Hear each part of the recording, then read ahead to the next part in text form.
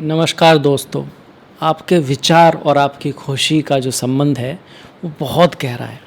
कई बार हमको लगता है कि भाई खुशी जो है धन, ज़मीन, गाड़ी इन सब में है, हो सकता है वो उसमें हेल्प करते हैं, पर विचार और खुशी का संबंध इतना गहरा है कि आपका एक नेगेटिव विचार आपकी बहुत बड़ी खुशी को यूं सेकंड में छूमंतर कर सकता है।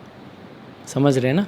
आप प्रैक्टिकल करके भी देख सकते हैं। कोई भी कितने भी खुश हो और अचानक से कोई ऐसा विचार आ जाए जो आपको परेशान करने वाला है, तो सारी जो खुशी है एक सेकंड में छूमंतर हो जाती है। इसलिए जितना हो सके प्रयास करते रहिए सफलता के लिए, आदि आदि आदि। पर विचारों को आप जितना पॉजिटिव रखेंगे उतना आप खुश रह पाएंगे। तुला राशि के लिए अगस्त का राशि फल लेकर हाजिर हूँ आपके सामने। मैं हूँ डॉक्टर दिलीप और काफ़ी विशेष महीना है। कारण क्या है? एक तो सूर्य ग्रहण पड़ेगा। ग्रहण पड़ता है तो ज्योतिष की नज़रिए से महत्वपूर्ण हो जाता है 12 तारीख को, और फिर चंद्र ग्रहण पड़ेगा आपका 28 तारीख को। तो 2 ग्रहण एक ही महीने में पड़ रहे हैं।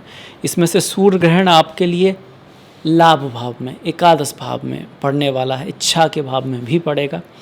और चंद्र ग्रहण आपके लिए पंचम भाव, 5वां भाव हम किसको कहते हैं? पंचम भाव कहते हैं, जो बुद्धि का है, ज्ञान का है, संतान का भी है, एजुकेशन का है, वहाँ पड़ेगा 28 तारीख को कुंभ राशि में। इसके अलावा मंगल मिथुन राशि में है, आपके लिए भाग्य के भाव में बैठे हुए हैं। तो भाग्य के भाव में कोई भी ग्रह हो काफ़ी महत्वपूर्ण हो जाता है। शनि आप जानते ही हैं आपके 6ठे भाव में है। नई बात यह है कि अब शनि रेवती नक्षत्र में चल रहे हैं, जो कि आखिरी नक्षत्र है, वक्री चल रहे हैं, और मीन राशि भी कालपुरुष की आखिरी राशि है। तो किस परिवर्तन को दिखाती है, इस पे बात होगी। गुरु आपके दशम में है, कर्क राशि में है, साथ में बुध भी आ गए वहाँ पर। अब चूंकि बुध भाग्य के स्वामी है आपके चार्ट में, तो महत्वपूर्ण हो जाता है गुरु और बुध का संगम दशम भाव में। सूर्य 17 तारीख तक कर्क राशि में दशम भाव में, और उसके बाद सिंह राशि में आपके रहेंगे। हालांकि सूर्य ग्रहण आपका 12 तारीख को ही पड़ जाएगा, क्योंकि सूर्य एकदम बाउंड्री पे होंगे और केतु भी इस तरफ आ रहे हैं, तो काफ़ी बाउंड्री पर हैं। तो सूर्य ग्रहण 12 तारीख को ही पड़ जाएगा। शुक्र पूरे महीने आपके 12वें भाव में रहेंगे और नीच के रहेंगे 1 तारीख से ही। तो चलिए शुरुआत करते हैं। पॉजिटिव की बात करें तो गुरु और बुध का संगम बहुत अच्छा है। एक तो गुरु यहाँ पर उच्च के हैं, ऊपर से बुध आपके भाग्य के स्वामी हैं। हालांकि गुरु आपकी कुंडली में 6ठे भाव के स्वामी होते हैं, जो कि रोग ऋण शत्रु का है। 3रे भाव के स्वामी होते हैं, जो मेहनत का, एफर्ट का, आर्ट का, खुद को एक्सप्रेस करने का होता है। एक तरह से हिम्मत का भी होता है, रिस्क लेने का भी होता है। तो ये कहते हैं कि अगर आप हिम्मत करोगे, रिस्क लोगे, आप मुसीबत से भागोगे नहीं, मुसीबत के सॉल्यूशन में लग जाओगे, थोड़ा एफर्ट करोगे, संघर्ष को फेस करोगे, तो ये आपको करियर में ग्रोथ देने की क्षमता रखता है। भाग्य भी आपका साथ देगा, ये इस चीज़ को भी दिखाता है। पर तुला राशि वाले अक्सर दूसरों के बारे में ज़्यादा सोचते हैं। कई बार तो वो आप कहिएगा कि लड़ाई ना हो, झगड़ा ना हो, इस चक्कर में उनको पता रहता है कि ठीक नहीं है, पर फिर भी वो दूसरे का फेवर कर देते हैं। ऐसा भी होता है, कई बार दूसरों को जीतने देते हैं। पर यहाँ समय कहता है कि आपको थोड़ा सा अपने बारे में भी सोचना है, एफर्ट, हार्ड वर्क करना पड़ेगा, थोड़ा सा कंपटीशन भी फेस करना पड़ सकता है। पर अगर आप ऐसा करते हो तो भाग्य आपका साथ देगा, क्योंकि बुध भाग्य का स्वामी है। आपके लक में कहीं फॉरेन चीज़ें फेवरेबल हो सकती हैं, इंटरनेशनल कुछ चीज़ें, मल्टीनेशनल चीज़ें, इंपोर्ट एक्सपोर्ट का काम हो गया, जैसे जहाँ पर एक से दूर, कहीं दूर की चीज़ें आपके लिए फेवरेबल हो सकते हैं। करियर को लेके कोई ट्रैवल, यात्रा, कहीं दूर जाना, किसी ऑब्स्टिकल को फेस करना, पर अगर आप उसको फेस करते हैं तो वो आपके लिए भाग्यशाली साबित होगा। दशम भाव में जब गुरु आते हैं तो ऐसे तो कहते हैं कि रेस्पॉन्सिबिलिटी लाते हैं, उतार चढ़ाव लाते हैं, बदलाव लाते हैं। ज़्यादा अच्छा तो इनको दूसरे भाव में, 5वें में, 7वें में, 9वें में और 11वें में, मतलब जब सिंह राशि में आएंगे आपके लिए अक्टूबर के बाद, वहाँ पर माना गया है। पर फिर भी चूंकि उच्च के हैं और इनके पॉइंट अगर अच्छे हुए तो आपके क्रिएटिव फील्ड में आपको बहुत अच्छा रिजल्ट दे सकते हैं। आप किसी सेवा के फील्ड में हैं, आप डॉक्टर हैं, आप लॉयर हैं, रोग ऋण शत्रु, बैंक से आप किसी तरह से रिलेटेड हैं, आप किसी तरह का एनजीओ वगैरह चलाते हैं, कोई ऐसा काम है आपका जहां आप लोगों के कन्फ्लिक्ट सॉल्व करते हैं, लोगों की हेल्प करते हैं, उस मामले में ये गुरु फिर आपको अच्छा रिजल्ट भी दे सकते हैं, बढ़िया रिजल्ट भी दे सकते हैं। पर ये भी दिखाते हैं कि आपको अपने वर्किंग प्लेस पर थोड़ा सा कंपटीशन का सामना करना पड़ेगा, थोड़ा बहुत आपके जैसे बोलते हैं ना, सामने से बहुत अच्छे लोग और पीछे थोड़े से ऐसे जो आपको बहुत पसंद ना करते हों, उस तरह की चीज़ें भी ये उच्च का गुरु भी दिखा रहा है। ऐसा नहीं है उच्च का है तो सब बढ़िया ही दिखाएगा, अच्छा दिखाएगा, पर चूंकि उच्च का है तो कुछ पॉजिटिविटी भी लेके आएगा। इसी तरह से तीसरा भाव कम्युनिकेशन का है, क्रिएटिविटी का है, अपने आप को एक्सप्रेस करने का है, मीडिया का भी है। तो इस तरह के फील्ड में आपको सक्सेस भी दिखाएगा, पर साथ में जहाँ वर्किंग इन्वायरमेंट होगा, जहाँ आप काम करेंगे, वहाँ का माहौल भी थोड़ा सा कन्फ्लिक्टिंग भी होगा, वहाँ थोड़ा कंपटीशन भी होगा, इन चीज़ों को भी दिखा रहा है। कभी कभी गुरु जब दशम में होते हैं तो हम बहुत ज़्यादा अच्छा करते हैं, उससे भी हमको दिक्कत हो सकती है, तो वो भी हमको ध्यान में रखना है। मंगल की बात कर ले, मंगल भाग्य के स्वामी हैं, मतलब सप्तम के स्वामी है, भाग्य में जा रहे हैं, तो पार्टनर से बिजनेस के लिए महीना अच्छा है। पार्टनर से लाभ हो सकता है, पार्टनर को लाभ हो सकता है, बिजनेस के लिए बढ़िया है, आपकी कोई अच्छी डील हो सकती है, आप कहीं ट्रैवल यात्रा करने जा सकते हो, तीर्थ स्थान पे जा सकते हो, हायर नॉलेज के लिए भी महीना बढ़िया है।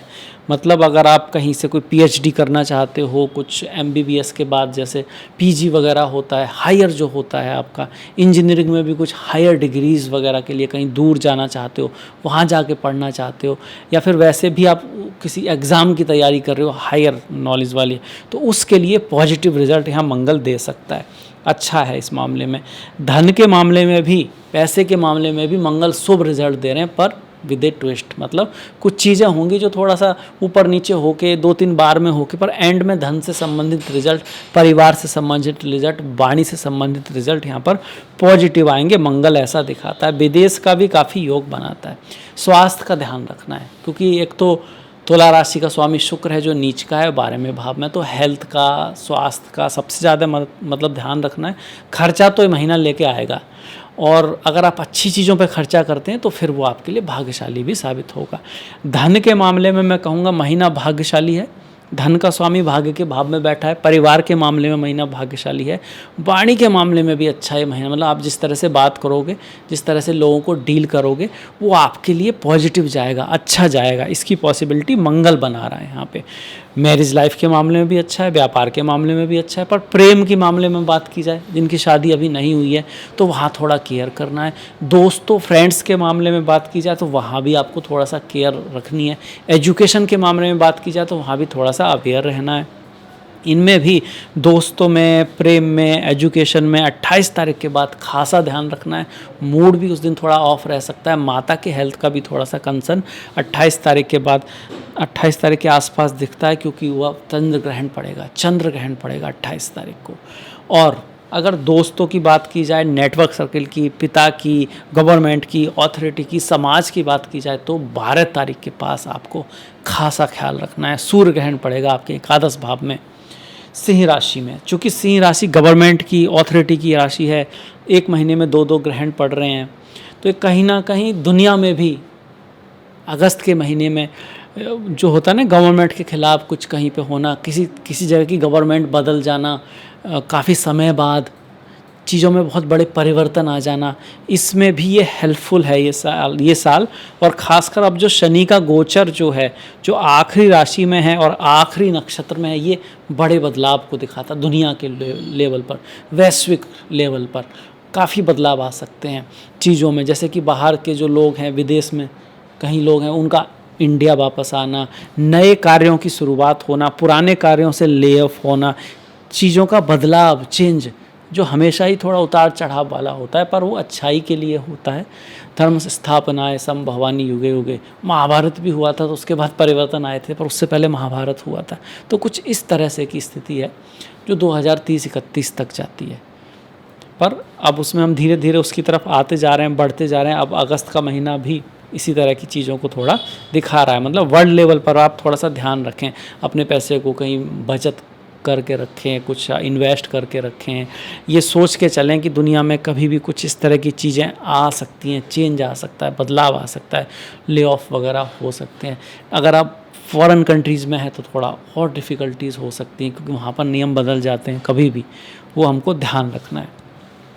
शनि की दृष्टियों की बात करें तो छठे भाव का शनि अच्छे होते हैं, किसी भी बहुत बड़े उतार चढ़ाव से बचाते हैं, किसी भी बहुत बड़े नुकसान से बचाते हैं, बल्कि फ़ौरन विदेश मीडिया आदि से आपको लाभ कराते हैं, इंटरनेशनल चीज़ों से आपको लाभ कराते हैं। ये 7वीं दृष्टि 8, 9, 10। तीसरा भाव मेहनत, एफर्ट, हार्ड वर्क जब हम करते हैं तो उसका रिजल्ट हमको मिलता है रीज़नेबल।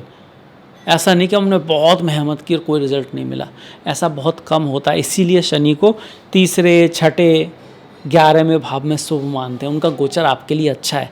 गुरु का गोचर मेहनत वाला है, एफर्ट वाला है, थोड़ा सा रेस्पॉन्सिबिलिटी वाला है, बदलाव वाला है, भले ही वो उच्च का हो। मंगल का गोचर 9वें भाव में अच्छा ही है, बढ़िया है। बस थोड़ा सा पिता, गुरु, टीचर्स के साथ आपको ख्याल रखना है और सोबत का ध्यान रखना है। आप कैसी बातें सुन रहे हैं, आप क्या देख रहे हैं, इन सब का भी बहुत ध्यान रखना है, क्योंकि मंगल 9वें में, 10वें में आपको एनर्जी तो देते हैं, ऊर्जा तो रहती है, पर आपकी जो सोबत है, आपका जो फोकस है, वो कई बार इधर उधर भी ले जाते हैं, क्योंकि मंगल एक तामसिक ग्रह है। गुरु और बुध का गोचर अच्छा है। 10वें भाव में थोड़ा पॉलिटिक्स का चांस रहता है। सूर्य जो है 9वें और 10वें और एकादश में रहेंगे। 17 तारीख तक 10वें में, उसके बाद एकादश में। तो सूर्य का गोचर शुभ है। 17 तारीख के बाद जैसे जैसे वो केतु से दूर जाएंगे तो सूर्य यहाँ पर फिर आपको पद, प्रतिष्ठा, प्रमोशन इस सब में हेल्प कर सकते हैं।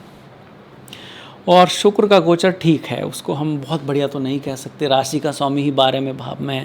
थोड़ा साफ सफाई का ध्यान रखना है। माँ लक्ष्मी की सेवा कर सकते हैं, गाय माता की सेवा कर सकते हैं। और जिसको बोलते हैं कि शुक्र जो है स्वास्थ्य से रिलेटेड है आपके मामले में, तो वहाँ हेल्थ का ध्यान रखना। बहुत ज़्यादा किसी भी चीज़ की अति सर्वथा वज्रत, मतलब किसी भी चीज़ की अति जो होती है ना, वो आपको नुकसान कर सकती है। 12वें भाव में जब ग्रह जाए तो कभी कभी या तो अति करना या चीज़ों को टालना, ये चीज़ें आपको नुकसान कर सकती हैं, तो उस चीज़ का भी आपको ध्यान रखना है। अब त्योहारों की तरफ बढ़ेंगे तो सबसे पहले तो इंडिपेंडेंस डे है आपका 15 अगस्त को, साथ में ही 15 अगस्त को हरियाली तीज भी है। 17 तारीख की नाग पंचमी है। नाग पंचमी जिनके काल सर्प दोष आदि होता है, श्रापित योग आदि होता है, उनके लिए ज़्यादा महत्वपूर्ण है, या जो पंचमी के दिन ही पैदा हुए हैं उनके लिए भी बहुत बढ़िया रहता है। 26 तारीख का ओणम, 28 का रक्षाबंधन, 28 का रक्षाबंधन भी है, 28 की श्रावण पूर्णिमा भी है और 28 तारीख का चंद्र ग्रहण भी है। 31 की कजरारी तीज है आपका। 9 तारीख की कामिका एकादशी, 23 तारीख की श्रावण पुत्रदा एकादशी है। ओम नमो नारायणाय, ओम नमो भगवते वासुदेवाय। 10 तारीख का सोमा प्रदोष व्रत, 25 तारीख का भौमा प्रदोष व्रत। सोमा मतलब सोमवार को पड़ने वाला और भौमा मतलब मंगल के दिन पड़ने वाला प्रदोष व्रत है। 11 तारीख की शिवरात्रि, चिदानंद रूपा शिवोहम शिवोहम, ओम नमः शिवाय। 2 और 31 की संकष्टी, इस महीने 2 संकष्टी हैं आपकी, 2 तारीख की और 31 तारीख की। और 12 तारीख का श्रावण अमावस्या है, मंगलवार को अमावस्या भी है और सूर्य ग्रहण भी है आपका। 17 तारीख को शनिवार को सिंह संक्रांति है। संक्रांति हो गया, अमावस्या हो गया, पूर्णिमा हो गया, ये सब दान के लिए, हेल्प के लिए, मदद करने के लिए, फास्ट के लिए थोड़े बेहतर दिन माने गए हैं। बाकी अच्छी चीज़ों के लिए, अच्छे कर्म के लिए बाकी दिन भी अच्छे ही हैं। तो ये था मेरी तरफ से तुला राशि के लिए अगस्त का राशिफल। कैसा लगा आपको बताइएगा। आपने इतना सारा समय दिया जो कि बहुत बेशकीमती है, उसके लिए आपका बहुत बहुत धन्यवाद। नमस्कार।